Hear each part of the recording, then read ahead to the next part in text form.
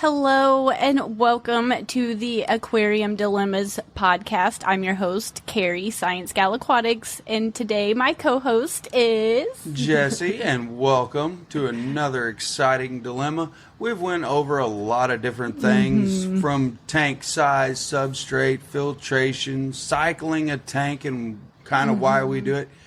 It's been fun talking about all the different things, and we've done a pretty good job, I feel like.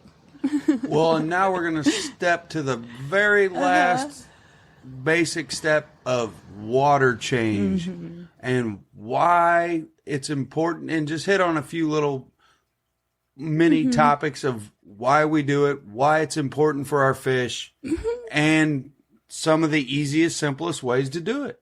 Yes, and there's a lot of different ways, and I feel like I've done a few different ways of water changing my aquariums over the years, but it was one of those things when I first started off, I water changed. I did. Like I've said in the past, it was sporadic. There was no routine with it, but I did water change, but I had not a clue why. I just was told that's what you did, so that's what I did, and I did not understand the importance in everything that came with water changing. That's really important to know. And the process, taking water out and putting water in, is not complicated. But the reason of why we do water changes in the fish hobby, the aquarium hobby, is important to understand the reasons why, not just do water changes to do water changes. And I still don't know everything, but I feel like it's important to share what I know and what I've picked up along the way.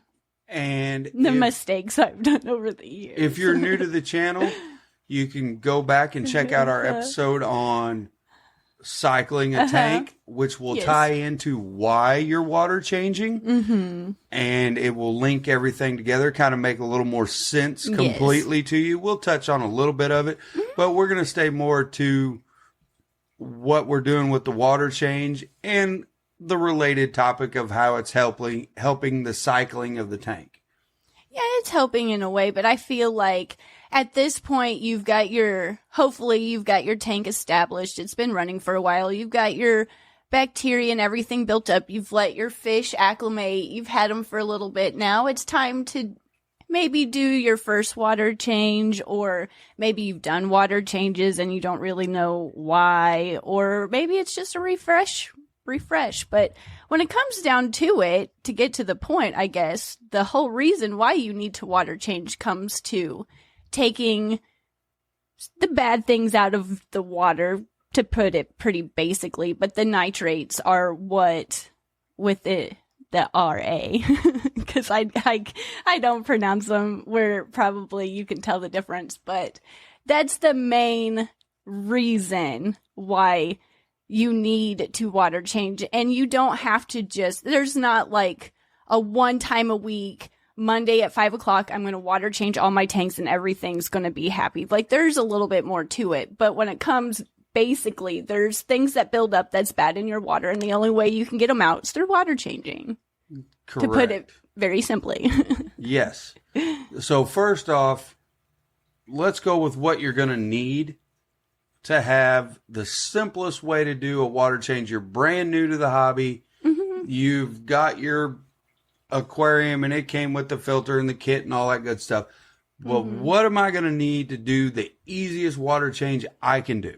Well, and that comes down to each individual person. I think what works easiest for me might not work easiest for somebody else, but I've made some mistakes through the years that wasn't mistakes, that was bad. It just cost me a lot of time, energy, and effort to carry buckets and I had like 1 gallon drinking water containers that I would fill up one at a time, and I would take whatever bucket I had, whether it was a 1 gallon or a 5 gallon bucket, and I'd drain out the water, and then I would put water back in 1 gallon at a time.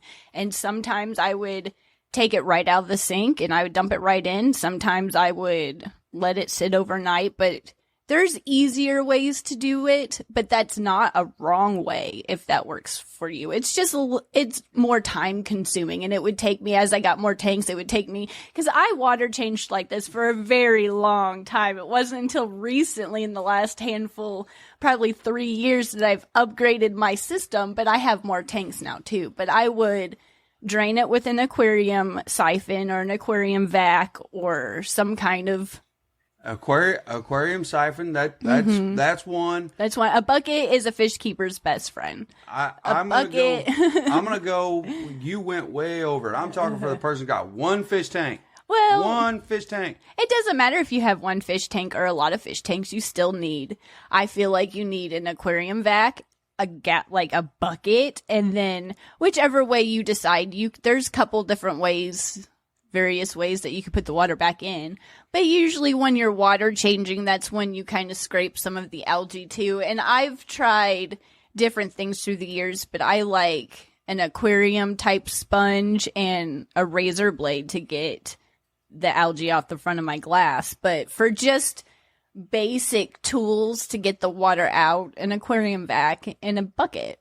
There you go. And also, there's tricks to starting those siphons, and I still, to this day, after all these years keeping fish, I still can't correctly start an aquarium vac the correct way. But however you wish to start that aquarium vac is the right way. and what we're doing with this water change, the simplest way, you got your siphon. You're going to have a 5-gallon bucket. We're going to take out a certain percentage of water. And that is all dependent on size of the tank, what's in the tank, and the bio load of that tank. Whether it's planted or whether it's just... There's a lot of factors that comes down to it. But the main thing is, if there is excess waste, be it food, fish poop, whatever, excess things that are biodegrading at the bottom of the tank, that is what you're probably going to be siphoning out to start with. And then, obviously, the byproduct of that is you're taking out water as well, which taking out a certain amount of that water is good because, as Kerri said, you're taking out the nitrates that have been building up in that tank from the fish. Yes. In the previous episode, we've already talked about cycling it. So you got the good bacteria. It's breaking the ammonia down, turning it into nitrite. Then you got the bacteria that's breaking that down and turning it into nitrate. Well, the nitrate's going to stay in that tank. Yes. The only way to get rid of it is to water change it out. Yes. And it is less toxic than ammonia in the I will never pronounce them right, but the ammonia and the say it, Jesse. Nitrite? Yes, that one. They are more toxic, definitely. And the nitrate it's still something you don't want to build up in your tank by any means. But the fish, if you have 5 parts per million in your tank, they're gonna be probably for the most part okay. There's always exceptions to the rule, and there's some fish that are more sensitive. But when you're getting up to the 20 parts per million, that's when it's probably going to start being more damaging to your fish, and you're going to want to do water changes to get that out. But that's why testing your water, especially in the beginning, is so important, because you can't eyeball that and know what that level is to know if you're going to need a water change. But that's usually, there's always, like I said, there's always exceptions to the rule. If you have a sick fish or a cloudy water, there's always exceptions that you might need to water change that's not on your regular schedule that you have been performing. There's always special reasons. And water changes, honestly, that's your first go-to step. If you notice something going haywire or a little bit off in your tank, that's your first step to do a water change.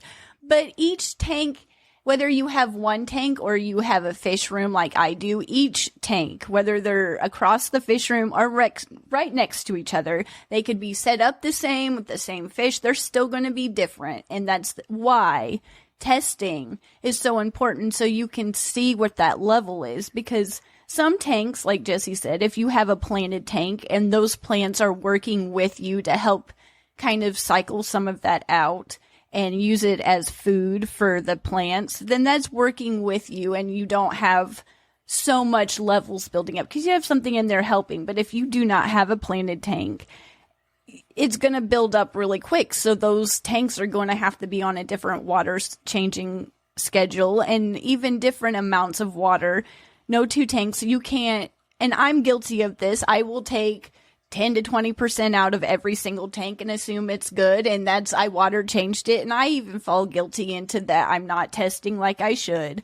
I eyeball my water changes and I'm like, that I feel like that's enough. They're doing good. But that's why testing is so important until you do get a feel of that one particular tank or your fish room of tank. Each tank is so drastically different and they react different, and each bioload of your fish is different. So that's why you always hear test your water, because it is so important, because that's the only way, whether you have a master test kit, or I personally like to use the strips because they're easier. But as long as you have a way to test that level to know when you need to water change. Yep. So you have a ballpark of what you're going at. Mm-hmm. And going back to that with the plants and everything, the plants at the same time, they are enjoying that nitrate. They're enjoying that fish waste and some of that. But at the same time, those plants are also taking certain minerals and things out of your water that your fish may actually like. That might be more beneficial for your fish. So a water change actually helps you in that aspect as well, because you're putting, unless you're using RO water, which is just distilled water, and then you're remineralizing it, which there is a lot of aquarists out there that do that. But I just don't have any experience or know-how, but they seem to work well. And that is very species-specific, tank-specific, and you have to know what you're doing. But for the average hobbyist, which I will say we are the average to above average hobbyist, you're going to use your tap water. You're going to use a dechlorinator, and everyone's tap water has a certain set of minerals in it. Some of them have more calcium, some have less, some have a little bit.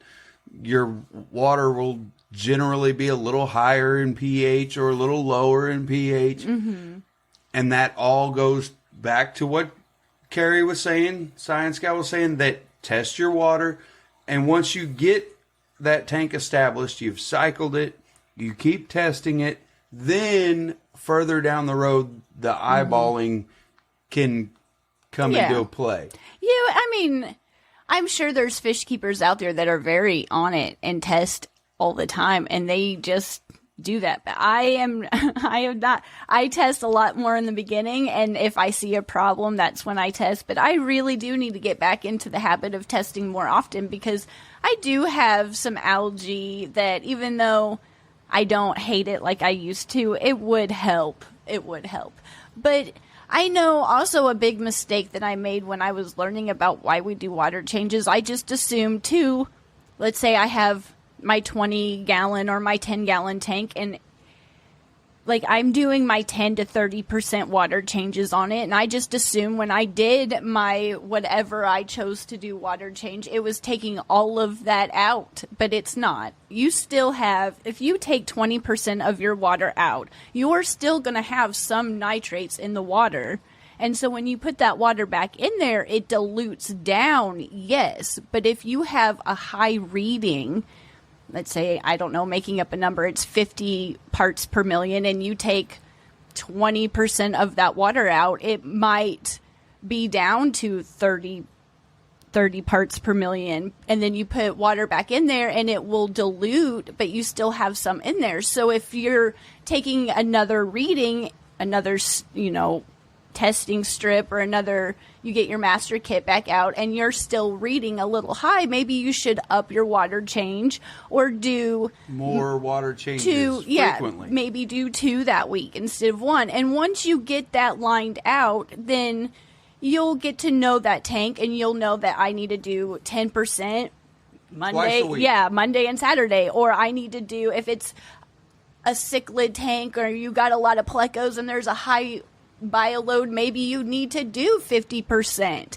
You won't know truly, and the only way you're going to know is if you test your water. And there's a lot of things that go in it. Like you said, if you're overfeeding, which a lot of us do, we overfeed, that's going to increase the need for a water change too, because all of that's breaking down. Not all your fish ate all that food, and that's breaking down.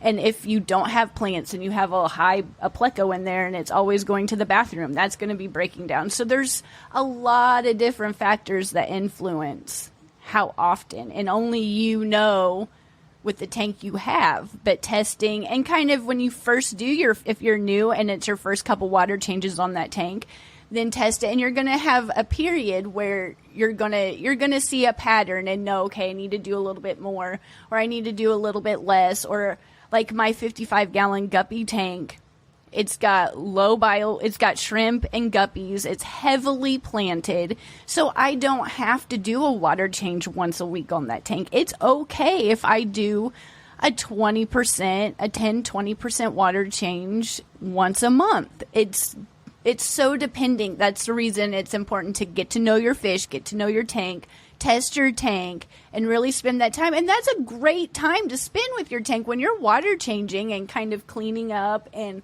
watching your fish and testing it. It's fun to interact with your tank then. You can see so much that maybe you would miss if you're not actively doing that. Yep, you can see in your substrate if there's anything growing in there, like if you are starting to get some algae or mold, anything that could be going wrong there. You can look at your plants, see if you've been leaving the light on too long, you've got some yellowing, or they need pruned. If you have live plants and they need to be pruned back, I know I'm big about not pruning my plants enough. I need to prune them more. I was just so excited to get them to grow. Now we're learning how to, like you said, kind of prune them back. I'm just so excited to they're just so fantastic. I love live plants, and I'm so glad I ventured into that, because it's unbelievably helpful to have plants in your tank, live plants in your tank. It's so helpful.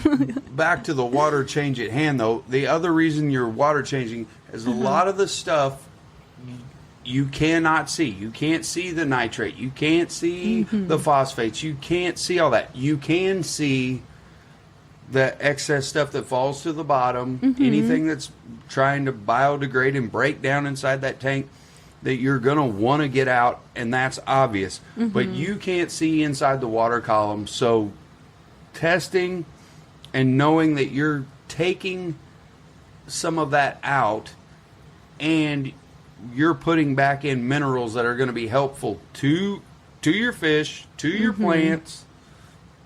That is the most important in my mind. Yes, and like with I have a lot of plants now, and I do have a lot more guppies than anything else. But even doing those smaller water changes, that time when you add all that water back in, you're naturally kind of remineralizing all of your tank. You're adding oxygen back into your tank. You're adding it might be a neutral playing field when it comes to ammonia, nitrates and nitrites and pH and everything, but it's really helpful to make sure you do that, because it's not just, there's so much that goes into it. And it's just overall good. I know some people in the past, including myself, I would wait way too long, and I'm like, well, they look happy. They're doing good, but really they just were not. I needed to water change more often. I really did. And I wish going back I knew so much more, but I was so young, I just didn't know what I didn't know. Well, and your fish and just to lightly touch on the pH thing, your fish, your plants, that there's a lot that can go on there with that pH. Your plants can take enough minerals and things out of the water to affect your pH. So by doing that water change, you're keeping that pH and by testing, you're keeping that pH more at a stable level all the time for your fish. So your fish are going to be a lot happier that way. Yeah, it's very true. Just to hit that one little pH point there that's, I mean, us with the guppies, we like to keep the pH a little more to the to the alkalinity side, a little harder. Well, it's a little heavier. Well, but they just enjoy that water, and our water naturally, our tap water, and we have tested it. It is very hard, and we have a lot of calcium buildup. That's our battle. So when we do a water change and clean a tank, a razor blade is our friend. Yes, and I know, like, going back, I just feel like I've made so many mistakes, and I've learned from them, but at the same time, I wish I knew more back in the day. But, like, I don't even know how to start, besides just don't use the 1 gallon drinking water tubs. There's a much easier way to do that than hauling 1 gallon drinking tubs at a time to refill your water. But I know that there's different tools like Pythons out on the market that really do help. I just haven't personally used them. From not being able, like, not using them at all, the only worry I would have is just making sure I didn't get sand that would suck it up and go down the drain. But like I said, I have not used them to even know if that's a problem. And we'll go in here in a second on what we use now, which is much helpful. But if you can avoid carrying buckets, it's really helpful. And don't over clean. When I say water change, now with the plants that I have, I don't have to gravel vac everything out of the tank, because the plants do break that down and use it. But if you don't have plants in your tank and you have a high bioload fish, you're probably going and should gravel vac more, but don't over clean. When we say water change, usually now I'll just put the aquarium siphon in the water and suck out the water, and then I'll put it into another trash can with a pump, and I use it for our garden, it's changed our gardens a lot. Like, wow. But you don't have to get, when you are doing water changes, and I'm sure there's a more eloquent way to say this, but you don't have to get every single piece of fish poop out of the tank. You don't have to get every single piece of algae out of the tank, because you're not going to. And you don't have to drain that tank all the way down to there's nothing left, trying to clean every speck. Don't do that. So really do test your water. Look into the nitrogen cycle. Know why we have bacteria. Listen to all kinds of different things and really know why that bacteria helps you, what feeds it, what breaks down. So you know how important it is not to strip everything out. And if you use tap water like I have in the past, and I've ran out of water conditioner. I do water changes in the past in the middle of the night, and I've didn't have water conditioner. Do I recommend using it? Yes. But if you don't have it and all you have is your buckets and you're filling them up like I did, 1 gallon at a time, just set that water out for 24 hours. Yes. 24 hours plus is what is recommended. Yes. Let it kind of gas out. Let that chlorine that's in the water, do not put that water in your tank while it's there. But if you don't have water conditioner, just set it aside and let it gas out, and then use it the next day to fill up your tank. The chlorine and the chloramines will, in time, evaporate out of the water. Once you've ran it out of your tap, you put it in a 5-gallon bucket, set it aside, as ScienceGal said, set it aside, let it sit there for over 24 hours.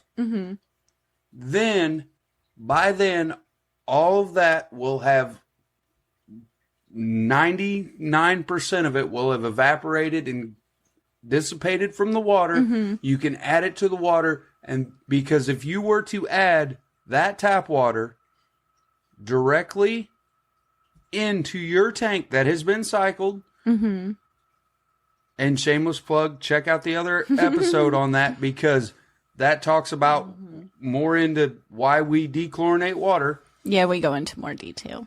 But you pour that chlorinated water in there, you are doing nothing but killing your cycle. You're killing all of your beneficial bacteria. Yes. Because chlorine is put in your tap water to not grow bacteria so that you can drink it safely. Mm-hmm. Yes. And like I said, in years past, I would over-clean my tank. I would rinse everything in the sink and put it right back in. And then I would fill up that sink water and dump it right into my fish aquarium. And did the fish all die every time? No, they didn't. But they were not thriving. So just please don't do that. But now I have my system. Like I said, I've never used a Python. I know they come highly recommended, but I've never used one. But if they hook up to your sink and then you can put the water, I believe it's easy to take the water in and out of your tank. But now I have a 55-gallon trash can that I use for my clean water. And then I have another small trash can that I dump my old water in. And then each has a pump and each has a garden hose that's only used for whatever. It's either the clean water or the bad water. And there's I don't know the valve at the end of it, but it's got something that I can turn it on and off.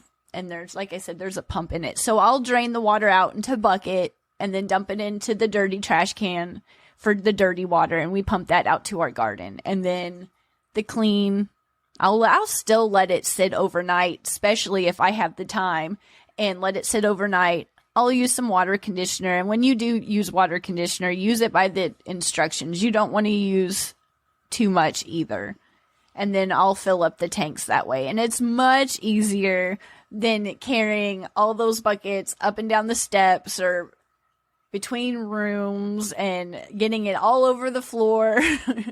There's so many spilled dirty fish tank water buckets on carpet, and it's such an important part of the hobby. You can spend so much time getting to know your fish during this time, and it's really enjoyable. Don't treat it like a chore. It's a fun time, but there are easier ways, and I cannot express easier ways than carrying those 1 gallon drinking tubs at a time. And when you have a 55 or a 75-gallon tank, that takes a long time to refill that.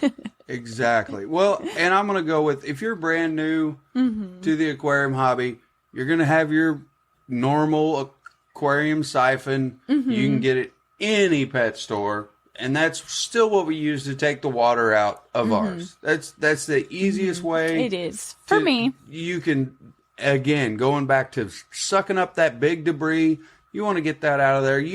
It doesn't need to decompose anymore.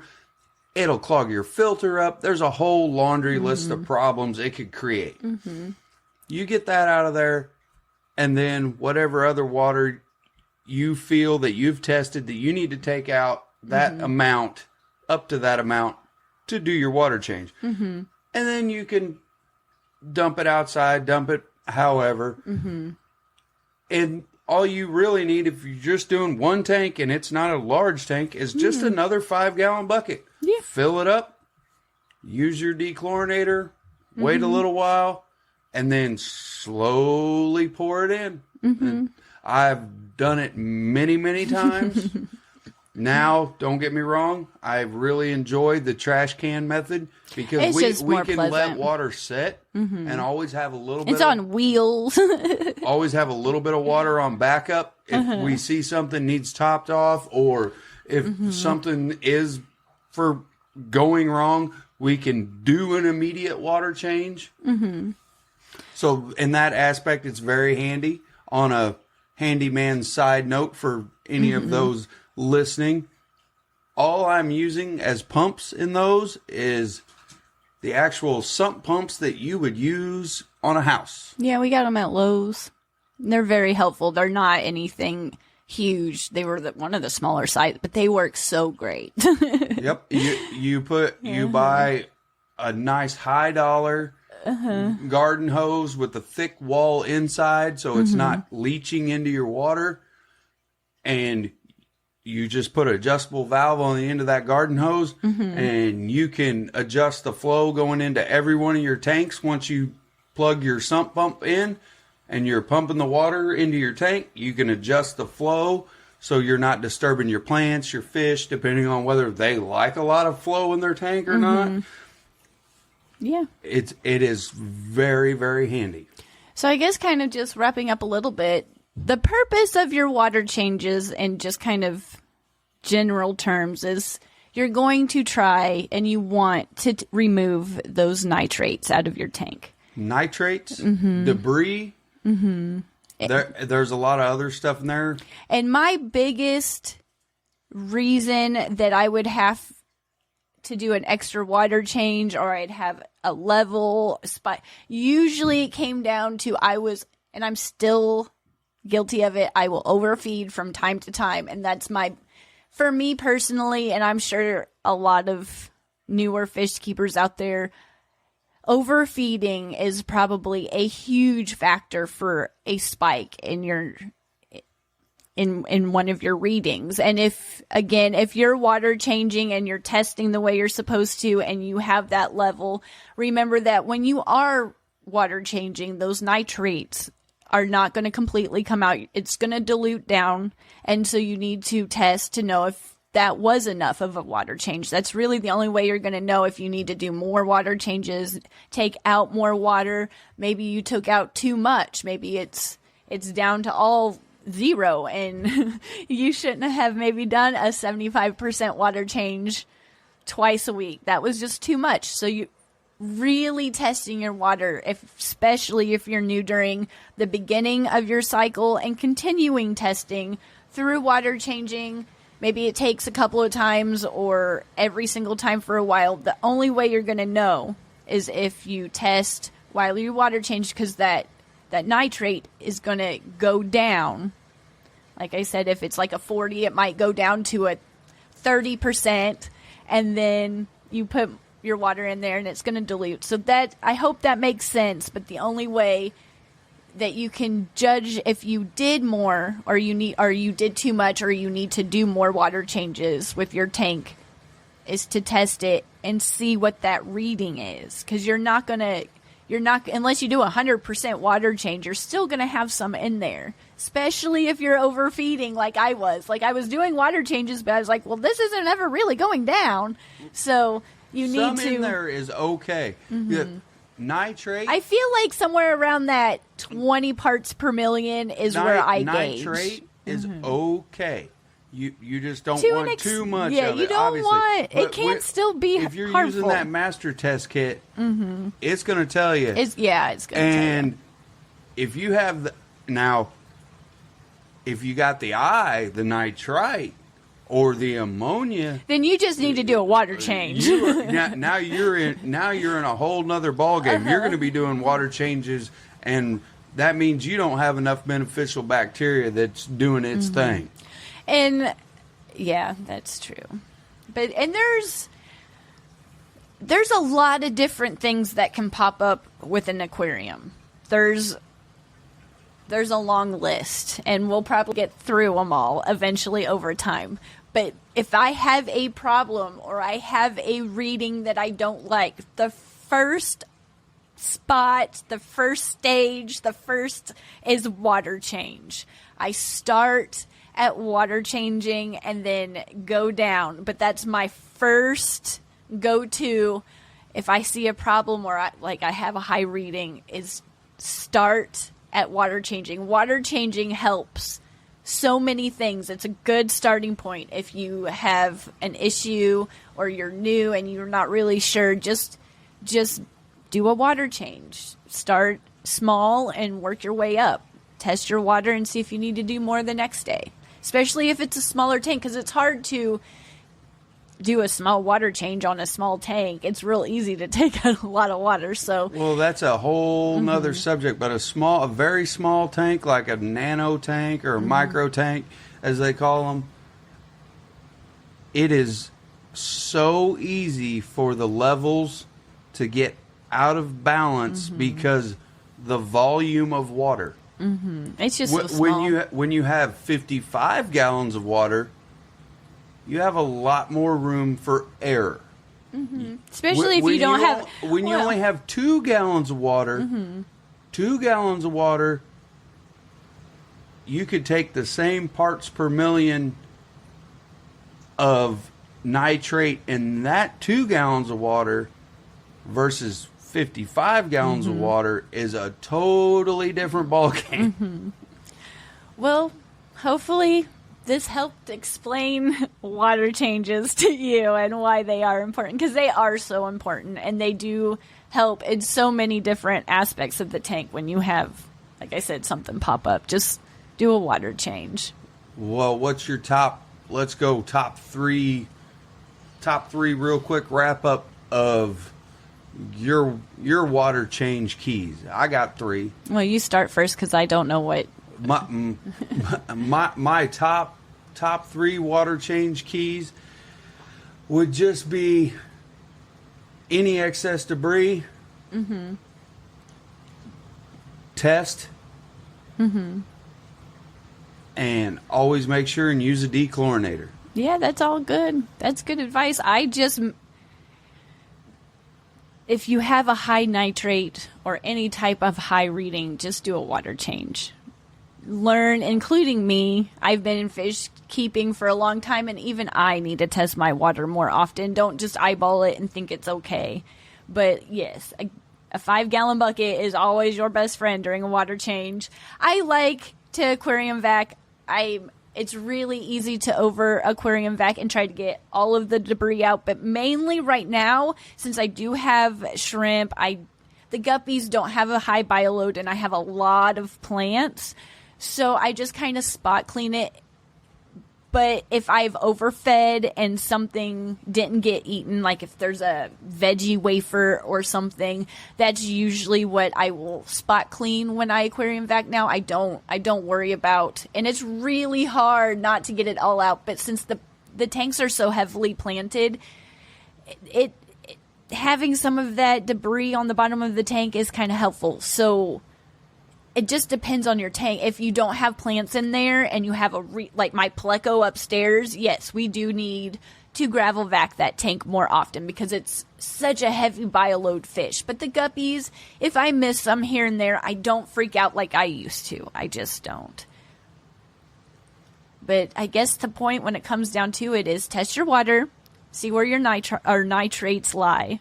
That will kind of help you gauge where you need to go. Especially if they're reading high, then you need to do a water change and test it again, see if you need to do another one a day later. But if it's reading below, I don't know where, I've read it somewhere, I've heard it somewhere, but somewhere around that 20 parts per million, you want it under that. That's kind of where I've always gauged when I do use my test strips. That's where I gauge if I need to do more or less. And remember, it doesn't all come out of the water. It just dilutes down. So, yeah, I hope that kind of helped you. Well, for more on these subjects, stay tuned for more episodes. It's been fun going down and talking these topics and learning together. Oh, absolutely. There's still so much to learn. I so have many... a better grasp on things than I've ever had in my life in my tanks, even though there's some spots here and there, especially with the algae that I could... But they're just overall so much more healthy and interactive, and everything just is so much better now that I've took the time to know. There's so many more little topics that we're going to keep diving into one episode at a time. But if you'd like to check us out on ScienceGal Aquatics, check out Kerri. Yes. Be awesome on YouTube. It's fun to have you here with us. Thank you so much. But yeah, always go check out ScienceGal Aquatics on YouTube. You're always invited. And leave us a comment. Let us know you're there. Yep. And you can always catch us every Sunday on a live stream. We'd love to hear from you. But thank you so much. Thank you for listening. listening. Until the next episode. Bye. Bye.